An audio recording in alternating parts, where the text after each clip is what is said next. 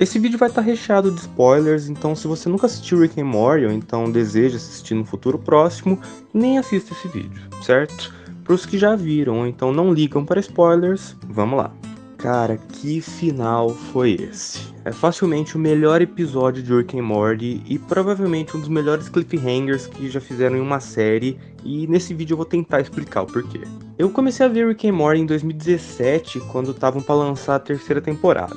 Na época eu tava vendo Samurai Jack e no dia 1º de abril eles lançaram o primeiro episódio da terceira temporada no lugar de um dos episódios de Samurai Jack. Aí eu fiquei curioso sobre isso e fui assistir e acabei me apaixonando pela série. A primeira temporada é bem simples em termos de animação, mas é sensacional nos conceitos que ela apresenta. Desde o piloto eles já mostram toda a maluquice que a série vai ter. Mas um episódio em específico se tornou o meu preferido, que era o Close Encounters of the Rick Kind, que é o primeiro a mostrar quão grande e absurdo o conceito de multiverso pode ser. Apesar de todos os outros episódios mostrarem de maneira surrealistas todas as possibilidades que o multiverso oferecia, é nesse episódio que nós somos apresentados a Cidadela e as infinitas versões do Rick e do Morty. Começa a se discutir aqui a relação entre os Ricks e os Mortys, e um esqueleto narrativo maior começa a se formar em um show que até então era praticamente todo episódico. O momento alto desse episódio é quando acontece a revelação de que, na verdade, o Rick do mal, que estava por trás de todo o plano para incriminar o nosso Rick,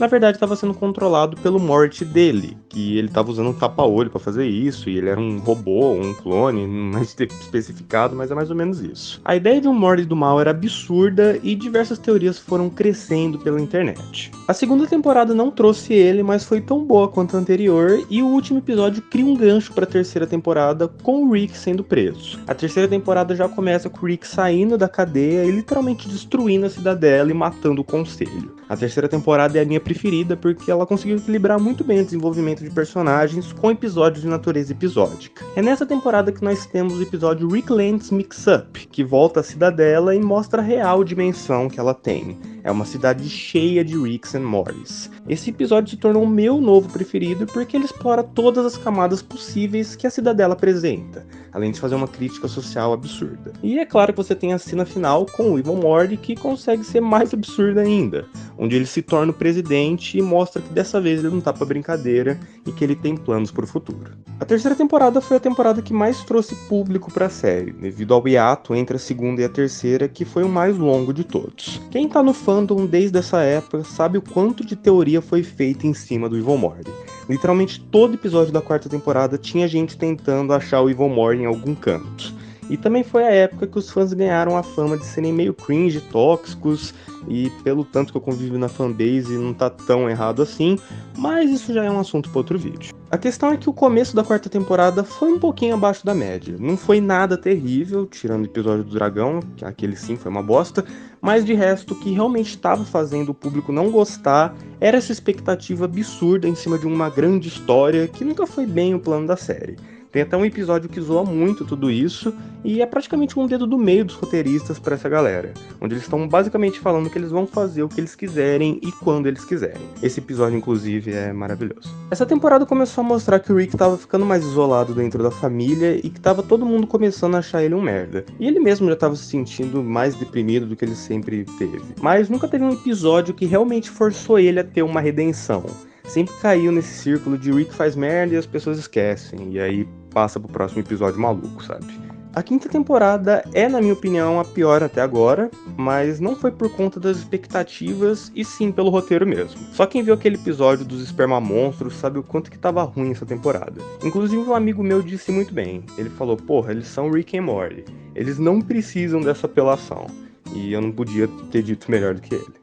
Mas de qualquer forma, o antepenúltimo episódio foi muito bom e foi focado em mostrar a relação do Rick com o Bird Person e foi muito da hora. Depois disso eles anunciaram que o final seria feito em um episódio de 2 partes e eu fiquei muito ansioso porque o antepenúltimo episódio real me deu uma esperancinha. E aí, BAM! Você tem esses 2 últimos episódios incríveis. Eles conseguiram explorar a dinâmica entre o Rick e o Morty de uma maneira que eles nunca tinham conseguido. Eles fazem isso basicamente separando eles e fazendo eles seguirem caminhos diferentes. Esse plot faz eles perceberem que eles precisam um do outro. E pela primeira vez na série parece que eles têm um respeito mútuo entre eles. Mas em contrapartida você finalmente tem a revelação de quem é o Evil Morty. E ao contrário do que todo mundo pensava e teorizava e especulava, enfim, ele não tem nenhuma relação direta com o nosso Rick. Ele é só um Morty que ficou de saco cheio de viver em um universo limitado às vontades de um cientista deprimido. É mostrado todo o backstory do Rick, o motivo dele ser assim, o motivo dele ser o único gênio do multiverso, o motivo do Morty ser tão apegado a ele e tudo mais. É incrível, é tudo que você sempre sonhou. E no final tem a vitória triunfal do Evil Morty, que destrói toda a cerca que o Rick fez ao redor do multiverso. E esse final com a música dele tocando de forma orquestral é uma das coisas mais gloriosas que eu já vi na minha vida. O sentimento de liberdade que essa cena passa, sem precisar falar uma única palavra, é de tirar o fôlego. E o melhor é que esse final mudou tudo. Tudo que a gente viu na série até agora era só uma parcela ínfima do multiverso. Agora o Rick foi movido para uma posição onde ele não é mais o centro do universo e agora ele tá mais vulnerável do que nunca. Ele tá preso numa fenda do espaço-tempo e a única coisa que ele ainda tem é o seu Morty. As possibilidades de redenção do personagem, da construção de um plot mais elaborado e de episódios que são episódicos, mas que ainda assim podem ser muito mais criativos e diferenciados agora, foram todas abertas por aquele portal amarelo. E eu acho que nunca antes eu fiquei tão feliz de ser um fã de Rick and Morty. Era pra eu ter feito esse vídeo muito antes, quando o episódio lançou, vocês não sabem o quanto que eu fiquei animado quando eu assisti, mas eu tava na casa da minha namorada, foi aniversário dela nesse fim de semana, e aí eu não consegui gravar direito, né? Agora que eu cheguei em casa, eu tô fazendo na correria só porque eu precisava falar disso.